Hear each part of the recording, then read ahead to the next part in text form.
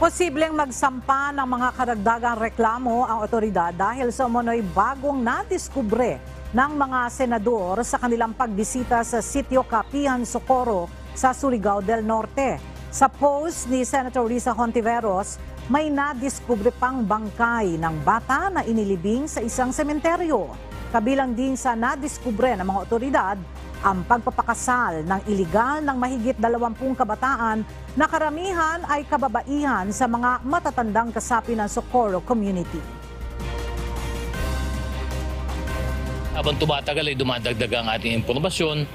Salamat na rin sa ginagawang hearing na Senado.